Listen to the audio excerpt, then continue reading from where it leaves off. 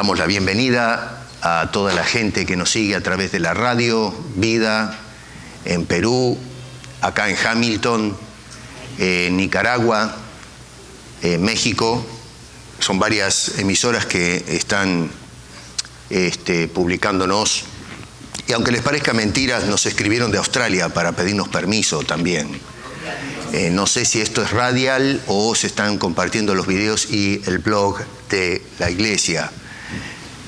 La verdad es que cuando empezamos este ministerio, o empezó el departamento de publicaciones del ministerio, nunca imaginamos que iba a levantar vuelo así. Y la gloria se la damos a Dios, por supuesto, ¿no? Así que a todos ellos un saludo, los que nos ven a través del lente de la cámara, también a todos ustedes un saludo muy cordial. Les voy a invitar que vayan a Efesios capítulo 4 y voy a leer los versos 1 al 16. Vamos a mirar eso. El título de la predicación es Creciendo juntos en el Señor. Y lo que me inspiró un poco a considerar este mensaje fue el lugar donde nos hospedamos en esta semana que estuvimos ausentes. Fuimos a casar a una parejita y me llamó poderosamente la atención el lugar donde estuvimos hospedados.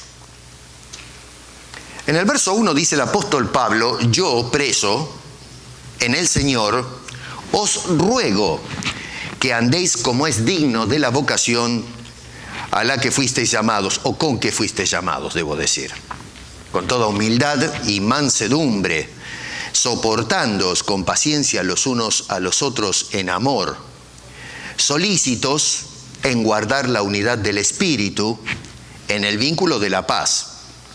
Un cuerpo y un espíritu, como fuisteis también llamados en una misma esperanza de vuestra vocación, un Señor, una fe, un bautismo, un Dios y Padre de todos, el cual es sobre todos y por todos y en todos.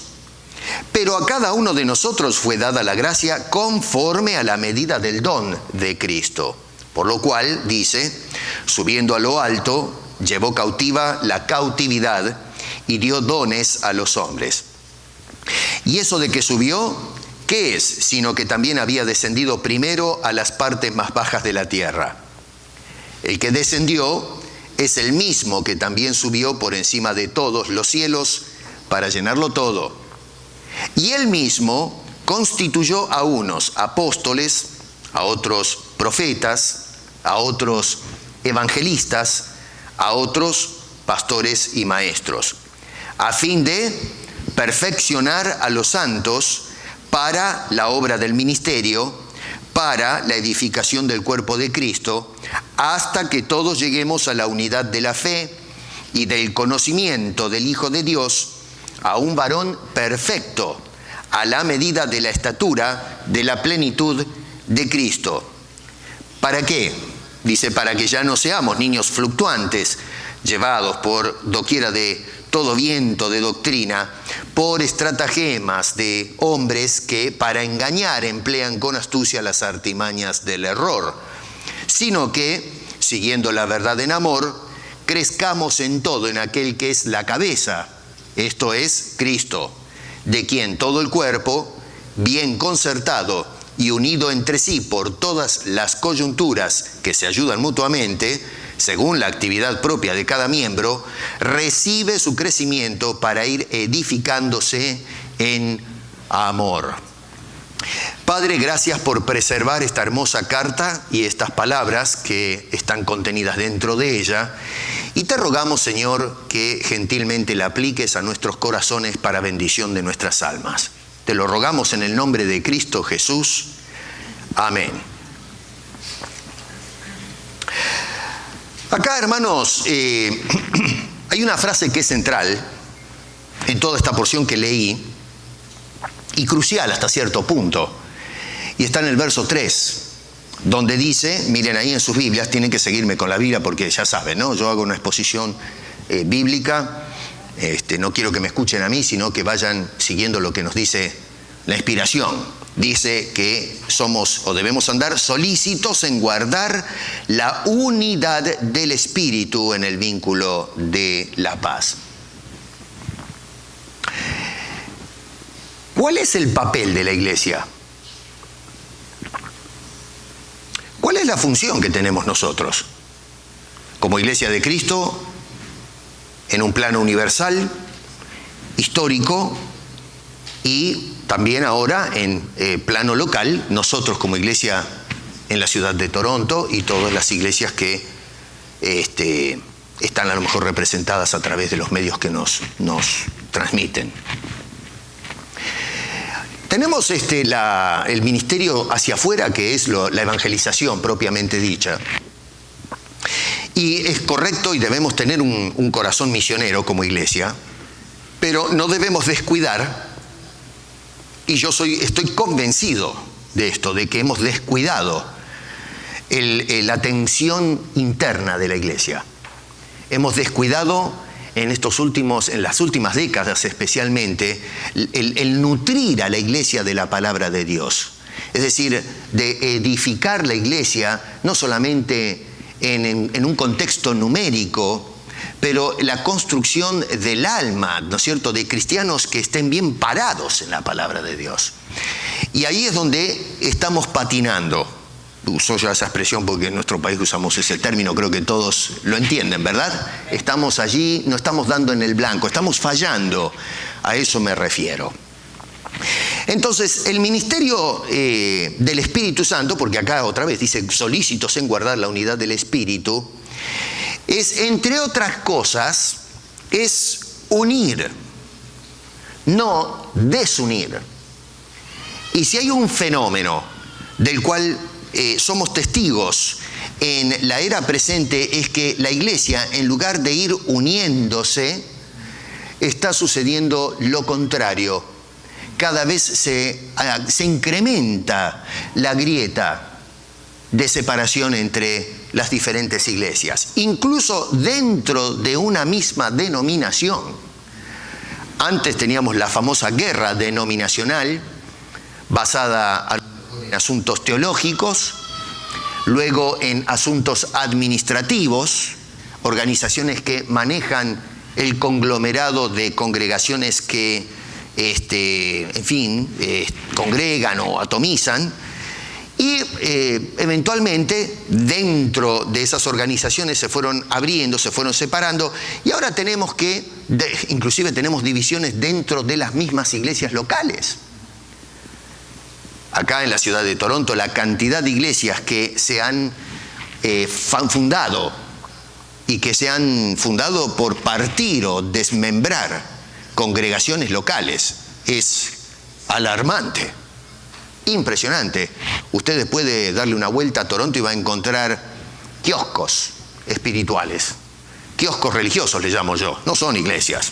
Esto es controversial lo que estoy diciendo, pero no me lo saca nadie de la cabeza cuando veo lo que predican y el comercio de la religión. Es una cosa que no se puede evitar, la conclusión esa. Personas que no tienen preparación teológica, qué sé yo, se levantan, alquilan un local, meten unas cuantas sillas, buscan a un loco que toque la guitarra y ya está, ya listo. Tenemos una congregación, juntan los diezmos, se llenan de plata, se compran un Cadillac y así va la historia. Nunca se termina. Bueno, eso está lleno, no solamente en Toronto, en todo el mundo se está dando este tipo de fenómenos. Cuando existe una tendencia, hermano querido, a desmembrar o desunir a la iglesia, eso no es obra del Espíritu Santo. A ver si se nos mete en la cabeza. Cuando vemos personas o grupos de personas que están atentando contra la unidad, la vinculación del pueblo de Cristo, eso es una obra que es ajena al propósito de Dios a través del Espíritu Santo. Dice este hombre otra vez, debemos ser solícitos en guardar la unidad del Espíritu Santo. Hoy en la actualidad se usan términos muy posmodernistas. A menudo se habla, por ejemplo, de la pluralidad denominacional en las iglesias evangélicas, cuando en realidad lo que está sucediendo es el desmembramiento sistemático del cuerpo de Cristo. Claro, nos gustan los términos actuales. Tenemos que ser plurales o pluralistas. Pero la Biblia nunca nos habla de una iglesia pluralista. En el contexto nos habla de unidad. Y fíjense ustedes que dice un cuerpo, un espíritu, un Señor, una fe, un bautismo. Yo no sé dónde sacamos el concepto de pluralidad. Es ajeno a las Escrituras. Es algo que es una tendencia social, filosófica, yo llamo postmodernista, que se nos ha metido en la jerga evangélica y está teniendo efectos devastadores. Y atención con esto, porque no se trata de un fenómeno de la iglesia en general, esta pluralización, que en realidad, vuelvo a repetir, es un desmembramiento programado de la iglesia, sino que sucede a nivel local. Las iglesias están siendo atacadas por sus miembros mismos. Y esto es un cáncer que hoy día tenemos que ponerle mucha atención, porque es devastador los efectos que tiene este asunto. Y los miembros de la iglesia, a muchas veces, se pelean, tienen diferentes opiniones, diferentes posturas, qué sé yo, una cantidad de ideas, que no quiere decir que es malo tener ideas diferentes, pero cuando dejamos que las ideas se conviertan en una especie de fanatismo personal que nos va a agrietar en nuestra relación con el hermano o la hermana, eso tiene un peligro tremendo y está ocasionando un gran daño a la salud y la integridad y a un desarrollo de la iglesia evangélica en el siglo XXI. En lugar de unir, los cristianos estamos produciendo, y hablo en plural, ¿no es cierto?, porque es una falla de toda la iglesia, no la iglesia, los creyentes, produciendo grietas que se hacen cada vez más grandes. La paz en el Señor vincula. La paz de Cristo no desvincula. Y si nosotros nos quedamos un rato quietos y vemos que nos estamos desvinculando de alguien o de algún grupo de personas, no estamos viendo la paz de Cristo. Estamos torpedeando la obra de Cristo. Estamos atacando la obra de Cristo. A modo de paréntesis acá, déjenme decirles que algunos pueden decir, bueno, pero a ver, en este contexto de evangelismo escandaloso, algunos nos pueden acusar a los tradicionalistas que somos nosotros los que no nos queremos unir o amalgamar a los movimientos contemporáneos evangélicos. Pero déjeme decirle una cosa, usted está mirando al revés las cosas, porque nosotros tenemos una tradición evangélica que podemos encontrarla en cuanto a origen o génesis en la Reforma Protestante. Pero si miramos con más atención, inclusive podemos mirar su génesis en el capítulo 2 del libro de Hechos, que es cuando nace la iglesia cristiana. Lo que está sucediendo hoy no es que los que somos tradicionalistas nos hemos apartado de las tendencias actuales. Es al revés. Las tendencias actuales no son tradicionales, son nuevas, son contemporáneas. Y lo que hicieron el abandono no son los tradicionalistas, sino estos nuevos movimientos neocarismáticos, neopentecostales, meten la palabra neo, qué sé yo, lo que usted quiera. Y acá no caen bautistas, presbiterianos, porque tenemos, todas las denominaciones están cayendo dentro de esa tendencia. Así que esto vale como aclaración, porque sí he escuchado y a veces se acusa a aquellos que tratamos de mantenernos en la línea tradicional, ustedes no se unen, ustedes son los que producen la grieta, y no se dan cuenta que es totalmente al revés. Ellos son los que se salieron de esa larga tradición para hacer resurgir una nueva tradición que nos está llevando francamente al desastre. Hoy la iglesia, nadie nos toma en serio como iglesia en este siglo XXI. A veces, hermanos, nosotros no llegamos a medir, francamente, la importancia vital de mantener la unidad y la congruencia en el cuerpo de Jesucristo. Y cuando uso el término congruencia me refiero a la relación coherente entre varias ideas, enseñanzas, acciones, la parte ética del cristianismo, cómo realmente debe vivir un cristiano, no en este siglo, sino en toda la historia, en todas las edades, no importa la época en que estemos viviendo. Hoy la iglesia contemporánea está desunida y es incoherente. Y es por eso que estamos perdiendo nuestro testimonio ante la sociedad. Más allá que la sociedad esté de acuerdo con los cristianos o no. Pero por lo menos antes se nos tenía respeto como cristianos. Ahora no, ahora se nos dice o se nos tilda de hipócritas. Y muchas veces tienen razón. En esta semana que estuvimos con mi esposa celebrando una boda, nos hospedamos en un hotel que es impresionante. Yo he estado en muchos hoteles, aquí y allá, pero esta es la primera vez que veo un complejo tan enorme. Es impresionante. Miren, que para ir del cuarto donde estábamos hasta la playa, había que caminar como 2 o 3 cuadras, qué sé yo, era una cosa. Llegábamos a la playa con la lengua afuera con mis señoras. Ya, imagínense, un calor. Y salía un trencito que caminábamos más rápido nosotros que el trencito ese, que es pero nos tomábamos el trencito porque, viejo, caminar, todas esas cuadras a esta altura del partido con ese calor y esa humedad era terrible. Y a veces conversábamos con algunos que estaban allí de la cantidad de gente que trabaja en ese lugar para mantenerlo a flote. Porque obviamente al lugar grande, una gran masa de turistas. Y entonces había una cantidad de personas que trabajaban en unidad, cada uno en su lugar, desarrollando sus funciones, sus responsabilidades. Cada uno estaba parado en su puesto, desde el que estaba limpiando hasta el que trabajaba en la cocina y el que pelaba las papas, los que hacían el housekeeping, ¿no? Los que tienden las camas y limpian los cuartos, los que arreglan las luces, los que cortan el pasto, los fungicidas que iban con los tarros esos para matar mosquitos, los bañeros, que una cosa impresionante, la máquina bien engranada. Ahora, si usted va con un micrófono y le hace un reportaje a cada una de esas personas y dice, ¿usted qué piensa? Y luego va al que está trabajando al lado de él y le dice, ¿y usted qué piensa? Va a encontrar que cada una de esas personas tiene sus opiniones acerca de cualquier tópico, ¿no? De Dios, la política, la sociedad, el lugar donde trabajan, el trato de los jefes y qué sé yo, de todo. Así que cada uno tiene su idiosincrasia, pero a pesar de eso, en ese lugar es una máquina bien aceitada y es necesario para poder mantener otra vez a flote semejante corporación que alberga un número, qué sé yo, tremendo de turistas que visitan el lugar para pasar un tiempo agradable.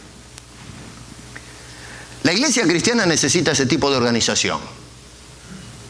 Y cuando digo esto no quiero que se me malentienda. No estoy diciendo o sugiriendo que la iglesia tiene que ser manejada en forma corporativa. Es decir, convertirla en una especie de empresa, porque estoy totalmente en desacuerdo con eso. No creo bajo ningún, y no lo acepto, que la iglesia sea manejada como una empresa donde hay un CEO, ¿no es cierto?, un presidente, y luego el comité, el board, ¿no?, que toman las decisiones, agarran la plata y todo lo que está pasando, que en definitiva la iglesia evangélica hoy se maneja más en esos términos que en los términos nuevotestamentarios. La iglesia, para mí, es un organismo vivo, no una empresa. Es la empresa del cielo.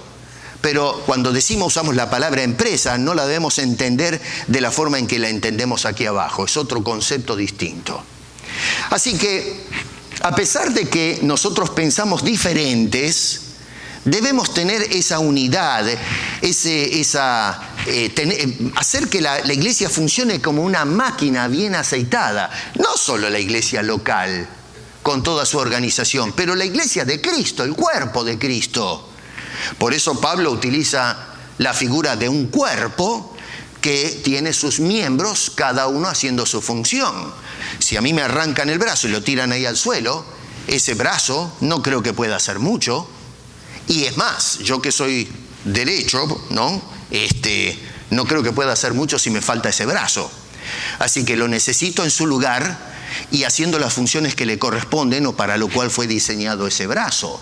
Bueno, la iglesia tiene que funcionar en eso. Y para tener eso tenemos que tener presente, entonces, cada cristiano que forma el cuerpo de Cristo, cuál es el trato personal con el cual nos relacionamos unos a otros.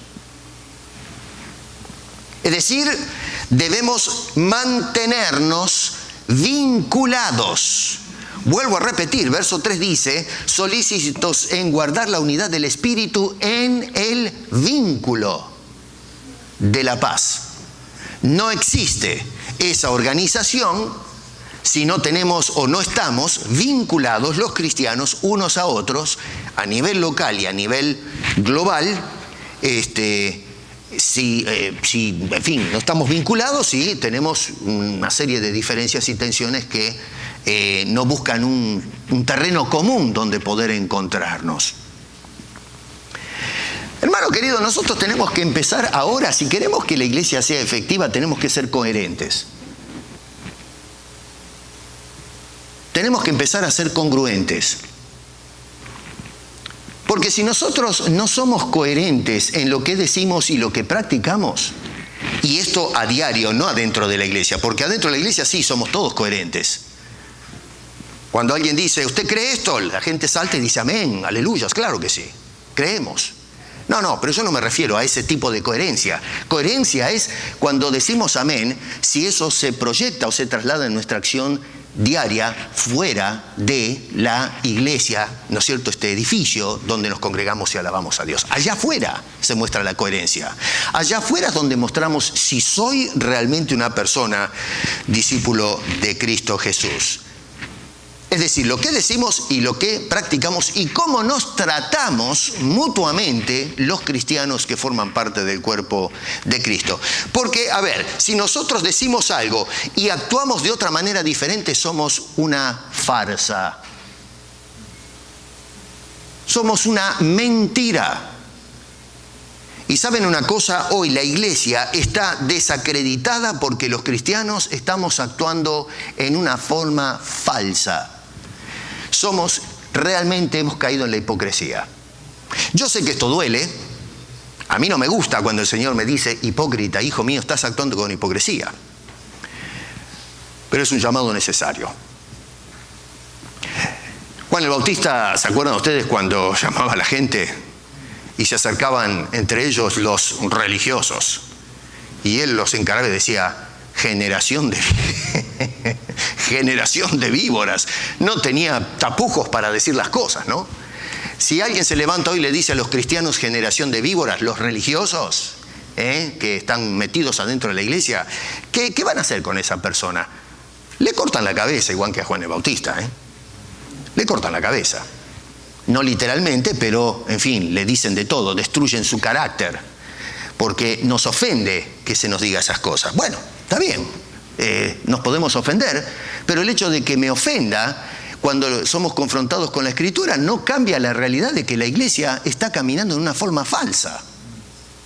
No estamos andando como corresponde. En otras palabras, y en términos utilizados por el mismo apóstol Pablo en el versículo 1, no estamos andando como es digno de la vocación a la que fuimos llamados a andar. La iglesia cristiana hoy no está andando según su vocación. Hemos adquirido otra vocación, pero la vocación a la que no fuimos llamados, que estamos siendo llamados por el clero de este nuevo neoevangelio, pero no la palabra de Dios. Así como aquel hotel no se puede mantener en pie si los empleados se agarran a golpes, a gritos, se desprecian, se desvinculan unos a otros, de la misma manera es imposible que la iglesia cristiana en este siglo se mantenga como un organismo vivo y activo y siendo un testigo de Cristo si los creyentes se desmantelan o se desvinculan unos a otros.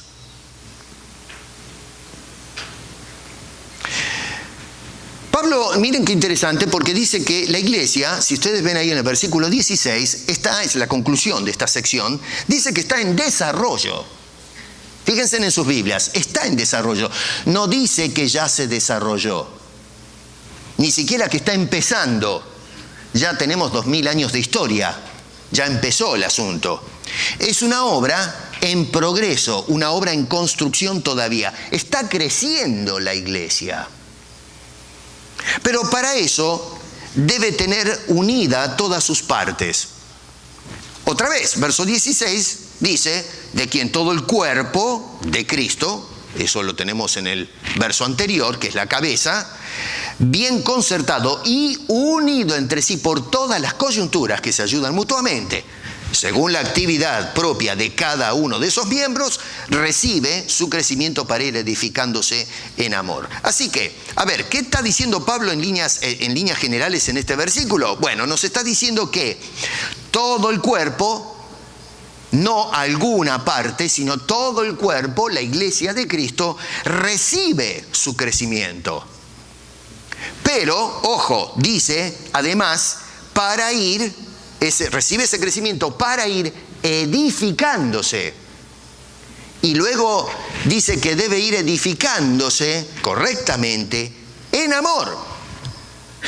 Porque no hay edificación que se sostenga en la discordia o la incoherencia entre los miembros que forman ese organismo vivo. Es decir, la desvinculación de cada parte. Si usted agarra este edificio que estoy indicando, tenía unas columnas impresionantes que sostienen toda la estructura. Usted mueve las columnas, se viene todo abajo. Y si usted mueve a la gente que ocupa su puesto, esa máquina no funciona. Me tengo que hacer la cama yo, hacerme de comer yo, limpiar los baños yo, tengo que llenar la pileta de agua yo, y qué sé yo, o con mi esposa porque nadie se mueve. Bueno, eso no puede sobrevivir bajo ningún punto de vista. Hay tres cosas importantes que dice Pablo allí en ese versículo 16 que muchas veces lo leemos a la corrida y no paramos, que es la conclusión de todo eso, ¿no?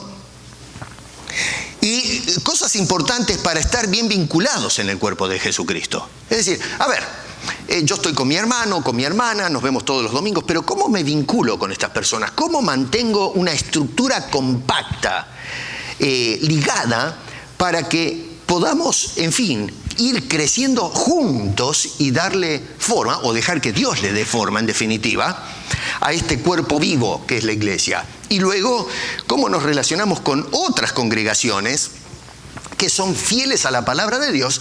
Y entonces vamos viendo la obra de Dios haciendo que este edificio espiritual se vaya ampliando, vaya creciendo, vaya tomando forma. Hay tres cosas que menciona el apóstol Pablo. Número uno, debe haber concierto. Mire ahí otra vez el verso 16, de quien todo el cuerpo bien concertado. Es de vital importancia el concierto, es decir, la concordia, la armonía entre los miembros, alianza entre las personas que lo componen. La palabra griega acá es interesante. A ver, la palabrita es rara para los que toman nota, no sé, sunarmologueo es, que quiere decir juntar las cosas, pero con minuciosidad. Evoca la frase dicha en el versículo 3, diciendo solícitos en guardar la unidad. La solicitud es ese anhelo, ese esfuerzo por mantener, conservar la unidad, composición, orden. A eso apunta esa palabra que indica el apóstol Pablo, el ajuste fino que hay entre los cristianos. Noten que dice bien concertado, no simplemente concertado, porque a veces nosotros podemos concertar mal las cosas y entonces las consecuencias, de más está decir que van a ser terribles. Por eso el apóstol Pablo no dice que estemos concertados, sino que estemos correctamente concertados. Y hoy estamos concertando mal la iglesia. La Biblia concierta bien a la iglesia. Pero nosotros hemos cambiado, hemos interpretado de otra manera los principios bíblicos. Estamos viendo entonces una iglesia desvinculada. Y lo peor de todo es que está desvinculada, ante todo, de su cabeza, que es Cristo Jesús. Y obviamente un cuerpo sin cabeza no va para ningún lado. Se queda muerto en el suelo. El problema es que a veces se tiene la tendencia de romper la armonía, de romper con el vínculo que debe existir y debemos defender en la iglesia, ese ajuste que debemos tener. Y por diferentes razones. Puede ser de que tengamos diferentes opiniones, puntos de vista, diferentes maneras de administrar, a veces diferentes tipos de expresarnos a través de la música que sea plausible, ¿no? Porque hoy hay es un candombe lo que se está haciendo adentro de la iglesia. Entonces Pablo nos dice que el cuerpo, para crecer saludable, amerita una buena coordinación. Así que lo primero que nos dice este hombre es, para mantener ese vínculo, debemos tener concierto. Número 2, debe haber unidad en el cuerpo de Cristo. Dice allí, concertado ese cuerpo y unido.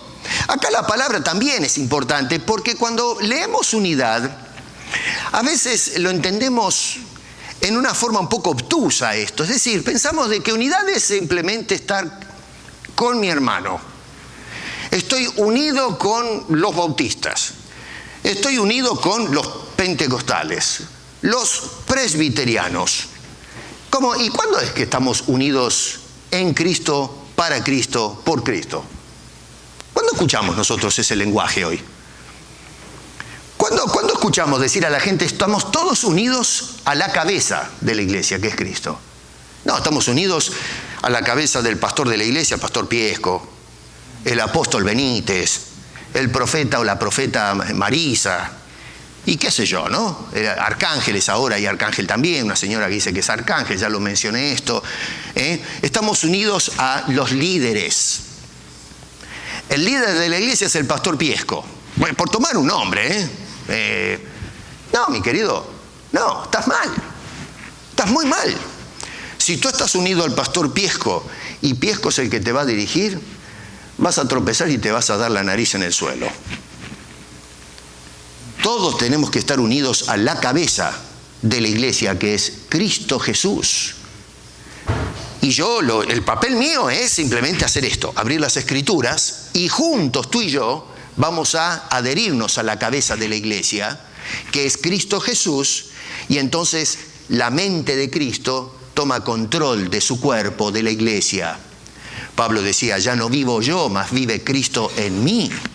Es decir, Cristo es el que tiene el control de mis decisiones. No quiere decir que somos un robot, pero es el que nos dirige, nos da los consejos, nos nutre, nos aconseja, nos dirige bien, como corresponde. Así que no es asunto de que nosotros, la unidad, el concepto de unidad es como ser un equipo de fútbol, donde los jugadores se juntan 11 tipos, ¿no? Que jóvenes, un arquero y los otros jugadores los ubicamos más o menos en la cancha con una misma meta, un mismo propósito, una misma camiseta, menos el arquero, ¿no? Y bueno, tenemos los mismos colores y pateamos al arco contrario. Usted no va a patear en contra, ¿no? Entonces estamos todos unidos y trabajamos con una máquina bien aceitada y el propósito es meter goles o tratar de evitar que nos metan los goles a nosotros, ¿o no? Eso es unidad. Si cada uno hace lo que se le da la gana, la unidad se rompe y ¿qué pasa? Nos llenas en una goleada. Bueno, la iglesia evangélica hoy nos están ganando por goleada. ¿Por qué? Porque nos están metiendo pelotazos por todos lados por no estar unidos, pero unidos bíblicamente. Estamos juntos, pero no en el sentido bíblico. Cuando Pablo usa acá la palabra esta, juntos, la palabra original va un poco más allá de estar sentado al lado de la persona o formando parte de una misma congregación local o de la iglesia universal de Cristo o cosas por el estilo. La palabra griega acá, sumibabazo, da la idea de formar, de relacionarnos, de estar entretejidos, de estar coligados. O sea que no es simplemente estar al lado de una persona que tiene la misma idea. No, estamos mezclados. Acá lo que está hablando el apóstol Pablo es de una relación, de una mezcla para formar un conjunto homogéneo en el cuerpo de Jesucristo. Mi brazo no está al lado de mi torso, está adherido, está entretejido. Usted puede ver, si tuviese la capacidad de una máquina que le haga ver el interior, un MRI o qué sé yo, una de estas cosas que hay ahora, y usted va a ver que la vena no termina acá y luego para y empieza otra nueva en este lugar. No, dice que sigue, ¿no es cierto? Los nervios, el hueso, los tejidos, los músculos, los tendones, está todo, vemos que hay una continuidad, una proyección, estamos todos entremezclados el cuerpo humano. Porque si no fuese así, el brazo se cae, la cabeza sale rodando, la tiramos a la cancha y empezamos a jugar al fútbol con la cabeza. Hacemos goles. No. Pablo no está pensando en esos términos. No es estar al lado, sino estar entrelazados, vinculados en el cuerpo de Cristo, a tal punto que no se puede funcionar coherentemente o debidamente con la ausencia del otro hermano que está al lado mío. Esa es la segunda cosa. La tercera cosa es que debe haber asistencia mutua. Dice allí entonces, según que se ayudan mutuamente. La palabra otra vez es importante porque significa proporcionar o poner al alcance de la otra persona lo que necesita. En este caso no se trata de simplemente esperar que la persona me pida, sino de yo ofrecerme antes de que me pida. Acá estamos trabajando con la construcción y qué sé yo, algunas cosas, y a veces estamos sentados, hermanos, esperando que algún hermano nos diga ¿qué puedo hacer? Estoy usando, no, esto no es una acusación, ojo, simplemente estoy usando como ejemplo esto. Y entonces esperamos. Bueno, cuando el hermano, la hermana, el que organiza o los que trabajan me digan, mire, hermanos, ¿puedo contar con usted para venir a ayudarme? ¿Cómo no? Y está muy bien eso. Estamos dispuestos. Pero la idea de Pablo es que no espero que me digan. No, yo voy y pregunto, ¿a dónde me necesita? ¿Dónde está el martillo? A eso se refiere asistencia mutua. Es cuando miramos a un hermano o una hermana al otro lado, que está vinculada a mí en una forma estrecha, ligada, otra vez, una estructura homogénea en el cuerpo de Cristo, que vamos y decimos, ¿qué necesitas? Acá estoy. Dios, úsame para poder ser tu bendición a esta persona. Y eso es lo que alimentó la misión a través de los siglos pasados. La gente no esperaba que un misionero visite las iglesias y digan, bueno, ¿saben qué? Estamos comiendo tierra, a ver si nos dan una ayuda económica. No, las iglesias buscaban a ver en dónde hay misioneros en necesidad. Y la iglesia oraba y decía, mandemos para allá. Y mandaban carretillas de plata para que pueda sostenerse el misionero y construyan las iglesias. Y muchos de nosotros llegamos a conocer el Evangelio en nuestros países de orígenes gracias a aquellos campeones misioneros que llegaron hace años, décadas atrás, predicando el Evangelio de Cristo. Y hoy nos gozamos nosotros en estas hermosuras que nos dice la palabra de Dios, gracias al esfuerzo de personas que se preocuparon, que no esperaron que los llamen, sino que ellos fueron. Eso es lo que nos dice Jesús. No dice, esperen que la gente los venga a buscar a ustedes o los llame para predicar el Evangelio. Dijo, vayan. Vemos la necesidad y nos ponemos en acción. La iglesia perdió esa consigna hoy. Nosotros hasta que no nos llaman, no nos tocan el timbre, no nos movemos. La disposición está, porque sí se hace el trabajo, pero no se hace en la forma en que la plantearon aquellos grandes hombres del Nuevo Testamento. Estamos fallando. Estamos fallando. Entonces tenemos que, número 2, qué interesante, debemos juntarnos, debemos coligarnos y debemos suministrarnos. ¿Por qué lo digo así? Bueno, porque dice unos a otros, es decir, ahí está traducido la palabra mutuamente. Así que noten ustedes que requiere la actividad propia de cada miembro, dice el apóstol San Pablo. Ahora, atención con esto, porque acá nos puede llevar a un error muy serio de tipo teológico, porque la iglesia, sin embargo, no produce, o los miembros no producen el desarrollo o el crecimiento de la iglesia, que es lo que, otra vez, hoy se promueve. Salgamos a la calle para hacer crecer a la iglesia. No, señor. No, eso no es a lo menos lo que el apóstol Pablo está diciendo. La iglesia no se desarrolla a sí misma, sino que dice que, es decir, no produce su crecimiento, sino que dice, recibe el crecimiento. Mire bien el verso 16. Lo recibe. No es que la iglesia se autodesarrolla.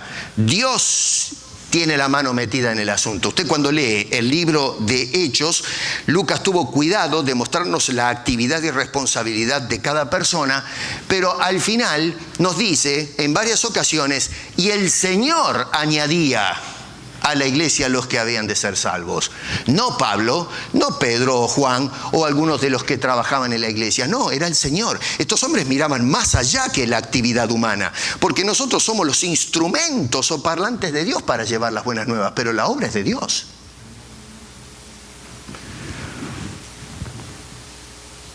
No depende de la gente, no depende de nosotros. Depende de la cabeza a la cual estamos ligados, que menciona en el versículo 15. Siguiendo la verdad en amor, crezcamos en todo aquel que es la cabeza. Esto es el pastor Piesco. No. ¿Qué dice? Cristo. Cristo. No tengamos miedo de decir eso. Cristo es nuestra cabeza. No es el apóstol el ñato. O qué sé yo, la profetisa María Juana. O qué sé yo, estos que salen ahora. No, señor. A ver, si usted quiere adherirse, toma como cabeza a estas personas, be my guest, que se haga lo que quiera, ¿no? Pero así le va a ir. Pero en cambio tenemos que estar unidos a Cristo. Ahora, para que este crecimiento sea un crecimiento saludable y no un organismo enfermo y por ende famélico, un organismo destemplado o doliente, se necesitan las siguientes cosas. Número 1, y acá vamos a los primeros versículos, debemos andar en amor. Noten ustedes que no debemos andar en competencia los cristianos o las iglesias. Jamás se habla de competencia. Yo soy el pastor, hablo mejor, hablo peor, yo debo ser el diácono, yo debo ser el apóstol. Yo soy el maestro de la iglesia, soy más que el otro, donde algunos dicen, yo tengo el don del Espíritu Santo, tengo este don, por lo tanto yo soy un cristiano de cepa, yo soy un cristiano de la élite, porque tengo ciertos dones que el otro no tiene. Bueno, tú lo que eres un arrogante, descarado. Cuando te distancias del otro, te elevas del otro, no estás andando en amor. Desprecias a tu hermano. Te vistes con la piedad. Dices, yo hablo en idiomas extraños. Yo profetizo. Yo hago milagros. Y tú, voy a orar por ti. Debemos andar en amor. Noten que dice, yo pues preso en el Señor os ruego que andéis. No sentir, sino andar, como es digno de la vocación, con toda humildad y mansedumbre, soportando con paciencia, y al final dice, en amor. En amor, esa es la manera correcta de andar, no simplemente sentir amor, porque hoy en la sociedad contemporánea se ha puesto un énfasis en el sentimiento. Miramos las películas, se miran dos personas y bueno, ¿no es cierto? A los pestañean, las chicas le hacen el guiño de ojo, el hombre le habla un poco, se enamoran a primera vista, sienten de todo, hacen un montón de macanas, esa es la propaganda que vemos a través de la pantalla gigante. Ese es el amor. Eso es amor. Vemos personas que en 2 horas se le pasa toda la vida, la película, ¿no es cierto?, en la vida de las personas. Como si la vida de la gente se redujese en 1 hora y media, 2 horas o 3 horas de film. El amor hay que caminarlo. Hay que manifestarlo con acciones concretas, es lo que está diciendo el apóstol San Pablo. Es el andar en amor. Hablamos de amor, confesamos el amor, cantamos del amor, cantamos al amor, escribimos poesía acerca del amor, pero no estamos andando en amor. Y la evidencia, una de las evidencias elocuentes de que no andamos en amor es que nos importa un rábano las almas perdidas. No salimos a hablar más de Cristo. No hay labor misionera global. Algunos salen diciendo, no, pero es que ya el evangelio se predicó en todas partes. No, siéntate conmigo que te voy a mostrar un montón de lugares donde no se predicó todavía el evangelio. Sí, es cierto que hay misioneros en todo el mundo, pero falta. ¿Le hablaste a tus vecinos de Cristo? ¿Le hablaste a tus familiares, a todos, sin que se escape alguno de Cristo? Falta tarea por hacer. Si ya se hubiese terminado la tarea, no estaríamos acá. Ya Dios nos hubiese llevado a su presencia. Pero si estamos acá es para ser testigos todavía. Ni hablar con los miembros de la iglesia. Si no tenemos amor por aquellos, mucho menos vamos a practicar el amor entre los hermanos. La iglesia hoy parece que nos odiamos entre las denominaciones. No nos podemos ni ver. No, yo soy bautista. Ir a una iglesia pentecostal para saludar a los hermanos. ¿Está loco usted? ¿Qué le pasa? Y el pentecostal acá no viene porque no tenemos el Espíritu Santo. Somos una iglesia muerta. En otras palabras, tú y yo no somos salvos. Nos vamos a ir al infierno. Esa es la idea que tienen algunos, no todos. Otra vez no hago un juicio. En este caso simplemente estoy usando ejemplos o exageraciones. Noten ustedes qué importante es esto, que Pablo en esta sola sección menciona 3 veces la relevancia del amor en el pueblo de Cristo para estar correctamente vinculados. Dice, versos 1 y 2, dice, debemos andar en amor. Verso 15, debemos seguir la verdad en amor. Verso 16, debemos ser edificados en amor. ¿Lo ven eso en sus Biblias? Otra vez, andar, seguir y ser edificados. Y es tan importante esto en la idiosincrasia de Pablo, en la teología de Pablo, que va a revisitar el asunto en el capítulo 5. Dice, sed pues imitadores de Dios como hijos amados de ese Dios. ¿Y cómo, Pablo? Vamos, ¿imitar a Dios?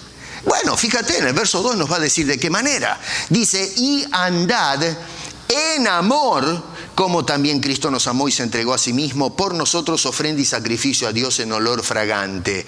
Y entonces lo que hace Pablo es que en lugar de redefinir el concepto del amor, dice, no, mira, ¿sabes una cosa? Si quieres entender a qué me refiero con el amor, mira el ejemplo que nos dejó Cristo.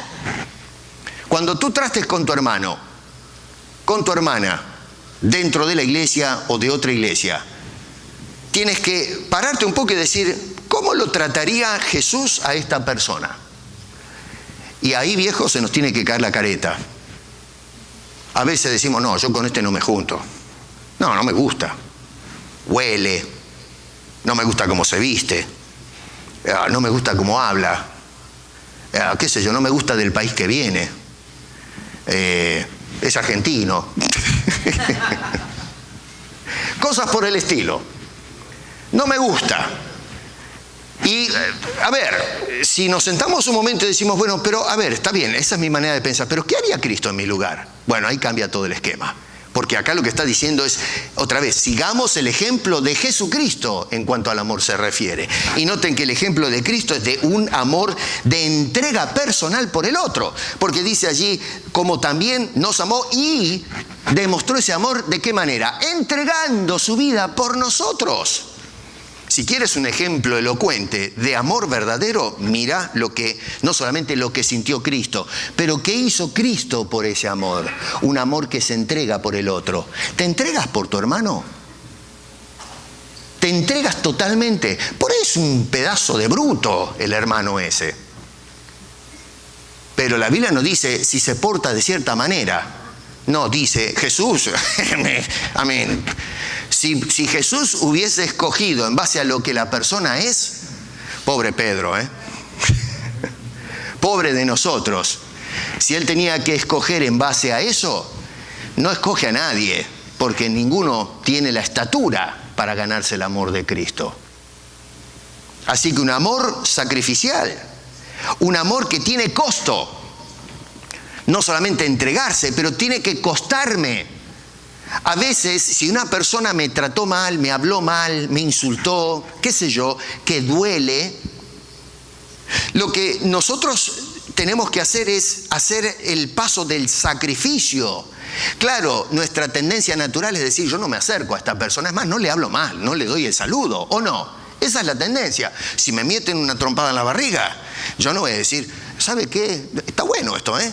¿Por qué no me da otra en la espalda? O me da un segundo golpe en la barriga. ¿Qué da? O salimos corriendo, le metemos una trompada, llamamos a la policía, algún tipo de represalia vamos a, o a lo menos nos paralizamos, pero psicológicamente lo queremos matar al tipo.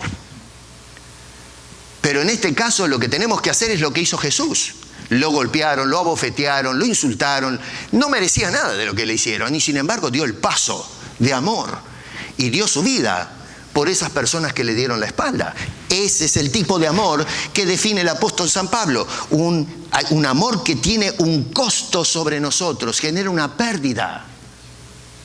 Y número 3, un amor que es aceptado por Dios, no por la sociedad, por la opinión pública. Dice que es olor fragante a Dios.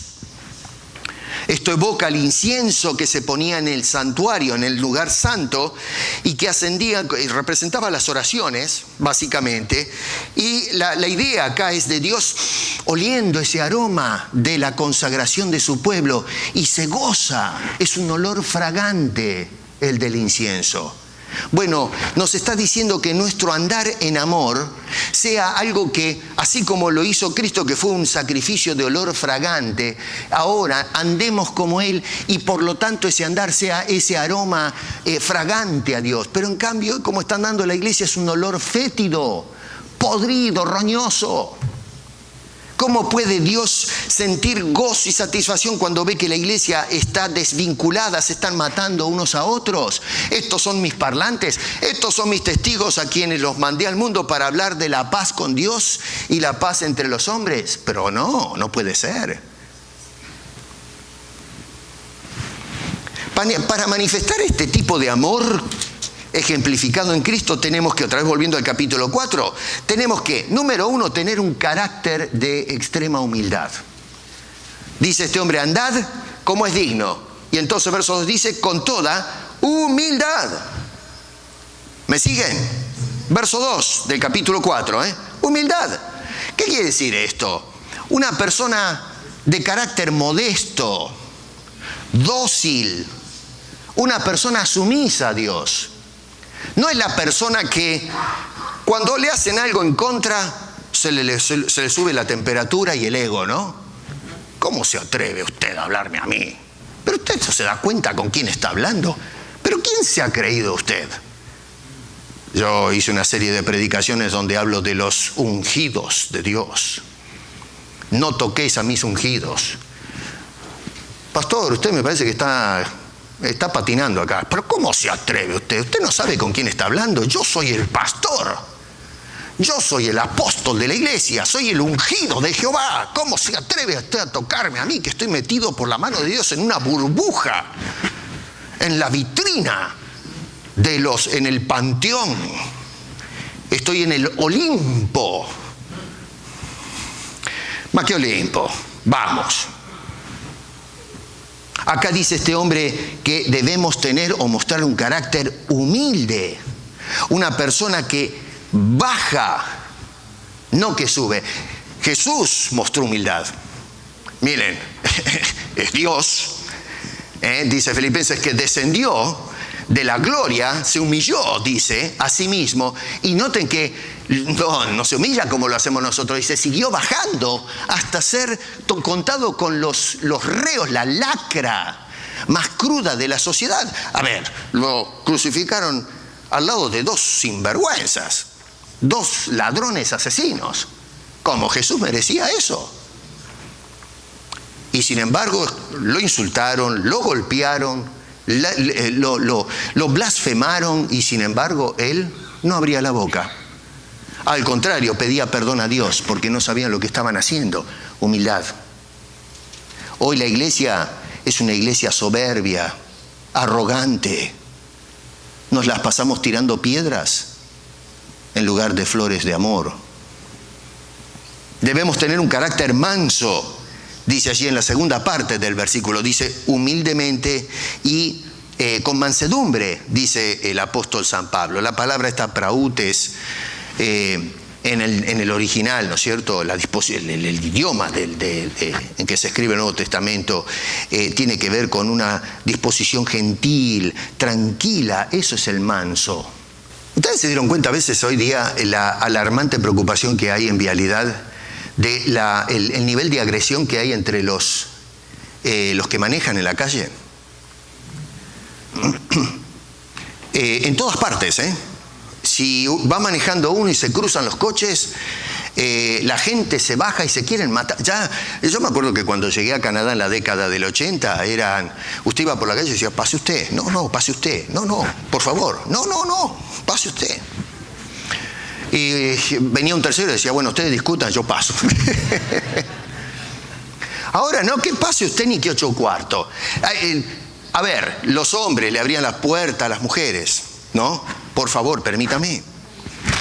Pase. Ahora hay mujeres que le tiran la puerta por la cabeza y dicen, yo no lo necesito, en la sociedad patriarcal, qué sé yo. Pero bueno, por lo menos se abría la puerta, se practicaba la caballerosidad.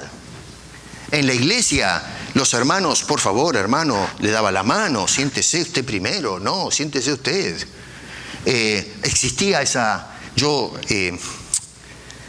admiro lo que hace el hermano Gerardo, ¿no?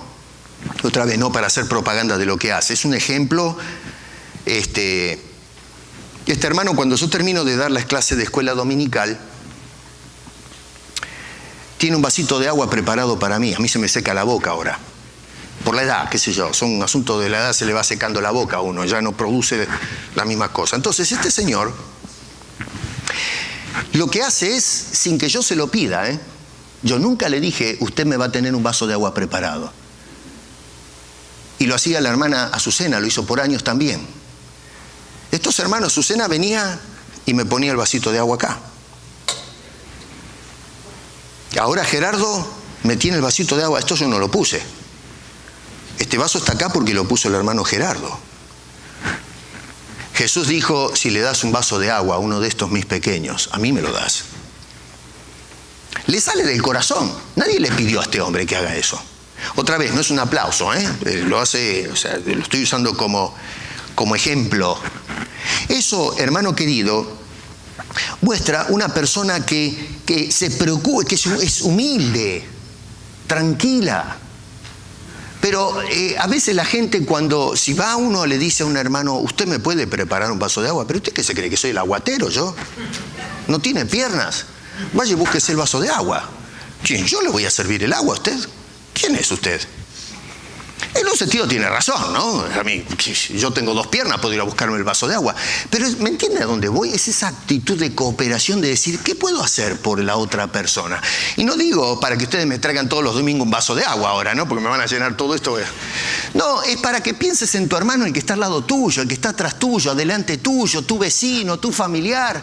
Pero actúa, no pienses en los daños que te hacen o que te puede hacer. Baja, sé manso. Y si la persona te trató mal, no hueles las tapas, no te precipites a enojarte con la persona, porque si ese es el ejemplo que agarramos de Cristo, estamos equivocados, estamos siguiendo un Cristo equivocado. Tenemos que ser humildes y mansos. Jesús dijo, sigan mi ejemplo, mirad como yo, aprendan de mí que soy manso y humilde, dijo el Señor Jesucristo. Número 3, debemos tener un carácter tolerante. Dice el verso 2, soportándoos con paciencia los unos a los otros en amor, mostrando tolerancia al hermano. Quizá la persona no esté en línea con nosotros. No los humilles, no los desprecies, no lo ignores, no rebajes a la persona. Trátalo como persona, trátalo decentemente, trátalo con respeto. Eso de tratar ásperamente a la persona no es correcto. Trátalo como es digno de la vocación a la que fuisteis llamado por el Señor, que nos escogió desde antes de la fundación del mundo. Esa es la manera en que tenemos que tratarnos unos a otros. Entonces debemos andar en amor, dice el apóstol Pablo. Segundo, dice, debemos andar en solicitud por mantener o preservar la unidad del cuerpo de Cristo. Verso 3 dice, solícitos en guardar la unidad del Espíritu. A veces estamos más tendientes o tenemos más propensión a hacer lo contrario, a producir la desunión, que la unidad en el cuerpo de Cristo. con este no me junto, ni loco, no quiero saber nada, con él no voy a hablar. Y no hay manera de convencer a la persona. Dice, de acá no me saca nadie, yo me planto acá y no voy a hablar con esa persona.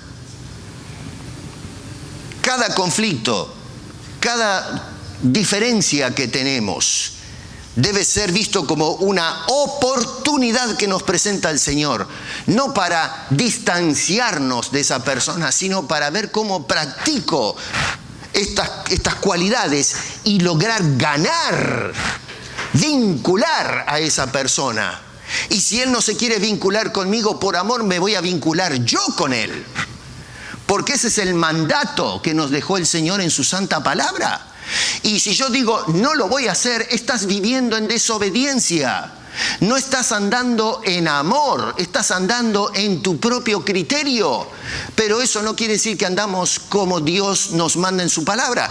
Y es por eso que la iglesia cristiana está fallando en su testimonio público. Porque no estamos andando como es digno de la vocación a la que el Señor nos ha llamado en este mundo. Dios nos dio a nosotros este enorme privilegio de ser partícipes de una iglesia que está unida a Dios primeramente y luego ha sido una iglesia que ha unido a hombres de diferentes ideas. Y esa unión que se ha logrado tuvo un costo infinitamente alto, que Pablo lo describe en el capítulo 2.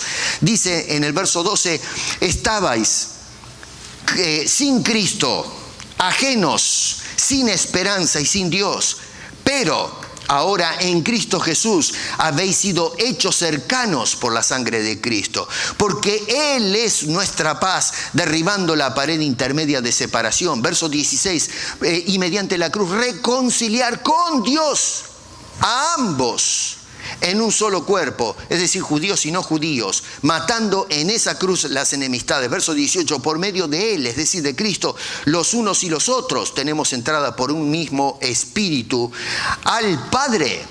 Cosa extraordinaria. Así que nos toca a nosotros ahora, en el presente, después que Cristo conquistó, estableció esa unidad, nos toca a nosotros este enorme privilegio de preservar lo que hemos recibido por gracia.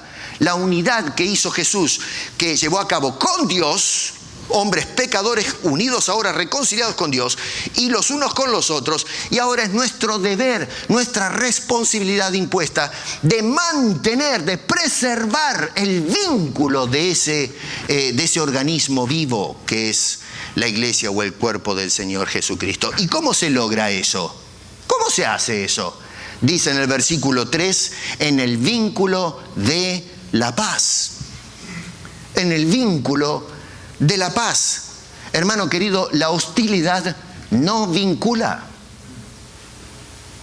La hostilidad nos separa del otro, nos desmembrana del cuerpo de Jesucristo. Si en lugar de perseguir, de cuidar, de mantener la paz unos con otros, y nos agarramos a los gritos y a los golpes y qué sé yo cuántas cosas, y nos enojamos unos con otros y por otros, por tonterías a veces, francamente, entonces estamos fallando. Estamos fallando. Y no solamente estamos fallando al otro hermano, pero lo que es peor de todo, le estamos fallando a Dios.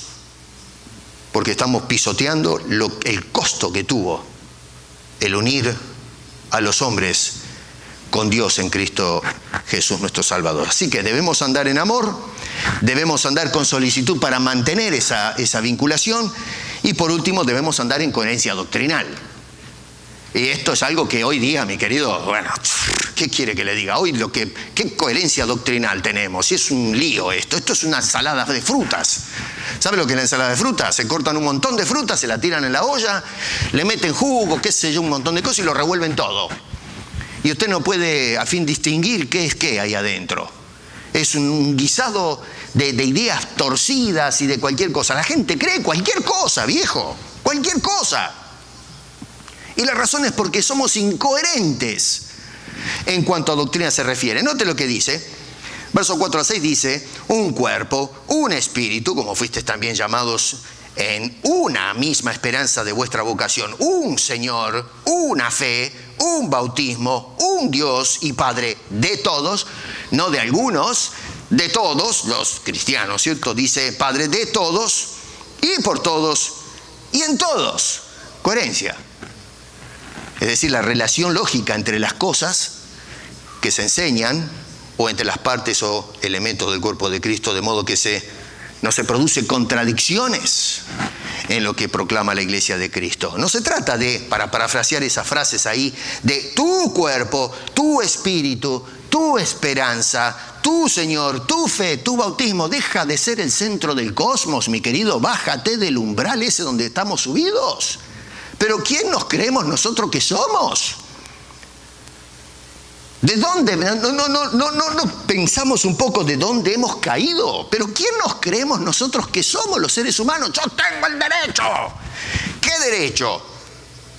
Yo perdí los derechos cuando nací en pecado. Estamos vivos y coleando por la gracia de Dios. Si Él cierra los grifos, el aire que respiras, que es de Dios, no tuyo. ¿Tú crees que tienes el derecho de respirar oxígeno ahora? ¿Pero es que estás loco? La creación es de Dios. Y si no te interesa Dios, bueno, entonces agarra tu tanque de oxígeno. A ver cuánto duras. Ya que eres tan independiente, tan autónomo, arréglate solo.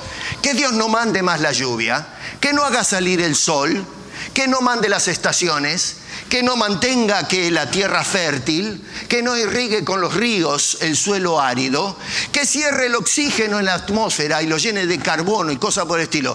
¿Sabe qué? Vamos a estar como los pescaditos que lo sacan del agua y aletean por media hora y ¡chau! Se terminó. Pero ¿quién nos creemos nosotros que somos? Y sin embargo, No, Señor, no eres el centro del universo. Tú eres un miembro del cuerpo de Cristo unido a Él por su puro amor y su pura gracia. Uno más entre muchos.